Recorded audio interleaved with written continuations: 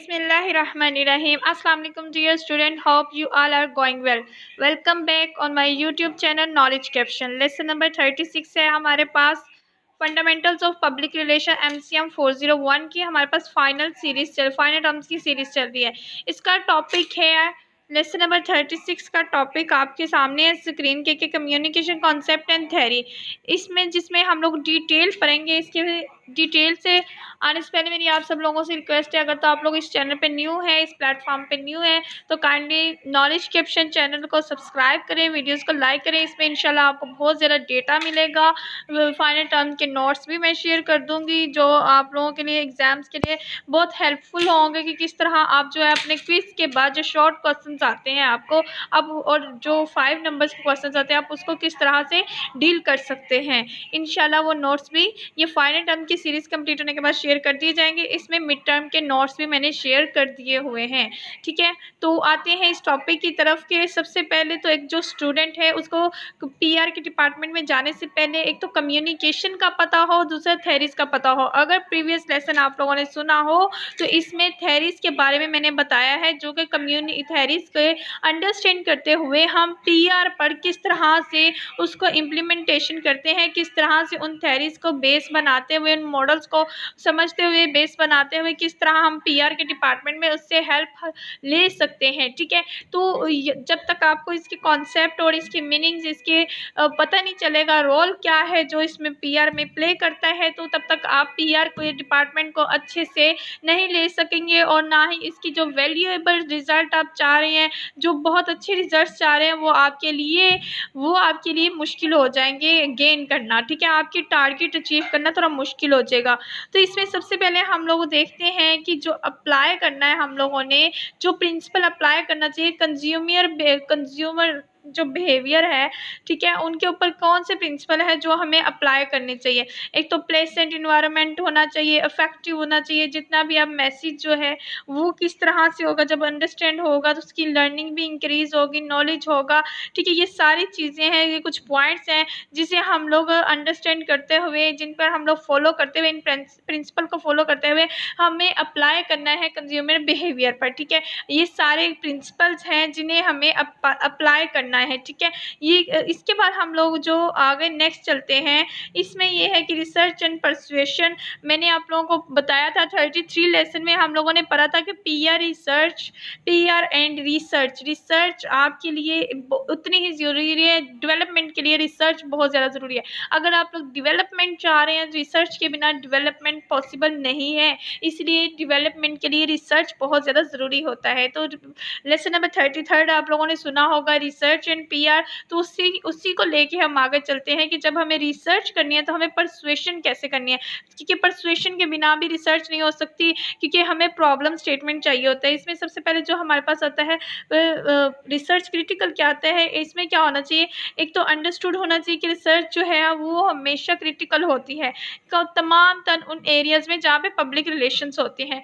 Then firstly सबसे पहले हमें करना है कि किस तरह से हमें डेटा कलेक्ट करना है, जो हम रिसर्च करना चाह रहे हैं हम उसमें किस तरह से डेटा कलेक्ट कर सकते हैं, कि वेदर हम लोग योरसेल्फ या अपने हाउस से या हमें बाहर किसी और सीरीज से डेटा कलेक्ट करना है। ठीक है, अकॉर्डिंग टू मतलब हम लोग इस बंदे का नाम पहले भी पढ़ चुके हैं एरल बर्बी के बारे में, कि वो क्या चाहता है, 5 प्रैक्टिसेस देता है जो कि ज़रूरी होनी चाहिए आपकी रिसर्च स्टडी को सेफ गार्ड कर सके। ठीक है, इनके मुताबिक जो प्रिंसिपल है वो ये है कि एक तो इंश्योरिंग होनी चाहिए, वॉलंटरी आपको काम करना है, पार्टिसिपेट कर रहे हैं तमाम तरह सब्जेक्ट्स में इंक्लूडिंग एम्प्लॉयज़, मतलब आप वॉलंटरली जो है इसमें काम करने हैं। इंटरनली जो पब्लिक्स हैं उन सब के लिए। उसके बाद परसुएशन आपको करनी है, इसमें प्रिवेंटिंग करना है आपको, किसके लिए जो हार्मफुल है उसके सब्जेक्ट से प्रिवेंट करना है। साइकोलॉजिकली भी हार्मफुल हो सकता है, थ्योरी एनालिसिस या फिर रिपोर्टिंग किसी भी तरह से।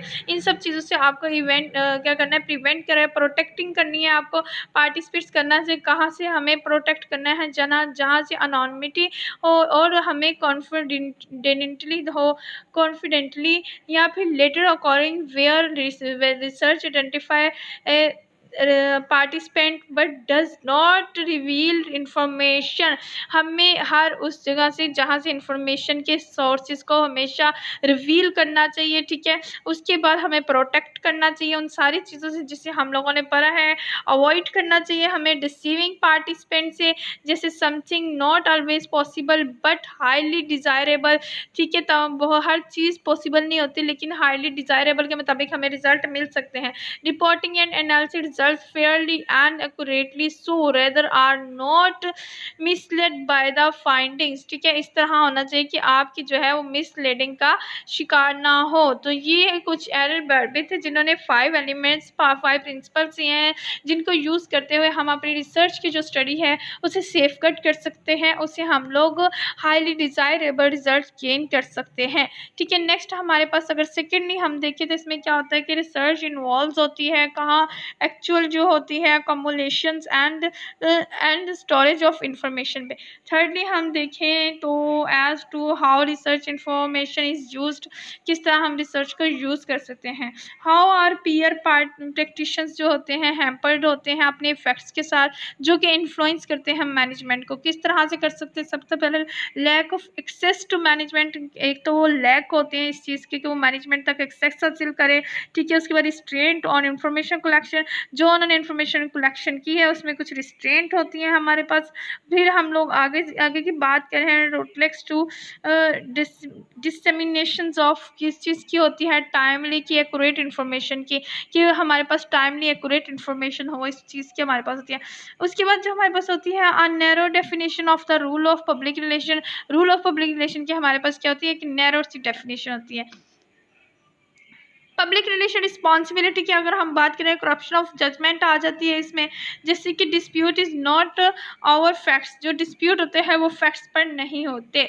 ये कुछ बातें हैं जो फैक्ट्स को क्या मुतासिर कर सकते हैं। It is the interpretation of facts, हम लोगों ने क्या करना है कि इसमें फैक्ट्स को इंटरप्रिट कर लेना है। And it is our collective value system, ये हमारा जो कलेक्टिव वैल्यू सिस्टम है इसे हम लोगों ने ओवर कर लेना है। इनफैक्ट क्या करना है, फिर द बेस्ट कोर्स क्या है हमारे पास, इसमें हम लोगों ने क्या करना है, return to the following formula for society responsible PR decision making में क्या करना है, हमें क्या करना है कि आपने ये देखना है कि आपकी पब्लिक क्या है, कौन आपकी पब्लिक क्या है, कौन है, what are the interest of each, हर एक का इंटरेस्ट क्या है इसमें डिसीजन में और सिचुएशन में, ठीक है। उसके बाद आपने करना है कि ये किस तरह से जो है इंस्टीट्यूशंस पॉलिसी और एक्शन इफेक्ट कर सकते हैं एक दूसरे को पब्लिक्स में। फिर आप लोगों ने देखना है कि सोशल वैल्यूज़ किस तरह से इन्वॉल्व हो रही हैं, जो वैल्यूज़ हैं वो कॉन्फ्लिक्ट किस तरह से कर रही हैं, जो इफ़ेक्ट है वो क्या रहेगा, can the effect B defended, क्या इफेक्ट जो है वो डिफेंड कर सकेगा। सो अब हमें क्या करना है, तो कॉन्सिक्वेंटली हमारे पास क्या आएगा, if the peer person who loses public perspective, अगर तो वो लूज कर रहा है इनफैक्ट फॉर गोज क्या करेगा कि public responsibility and has became the, क्या होगा, एक तो प्रोसीडिड किया जाएगा रेदर देन द प्रोसीडर, उसको प्रोसीडिड किया गया है इससे पहले कि वो प्रोसीडर बने कि वो किसी और को रखे, ठीक है। ये हमारे पास था जिसमें हम लोगों ने कम्युनिकेशन और थ्योरी कॉन्सेप्ट को पढ़ा है पीआर में।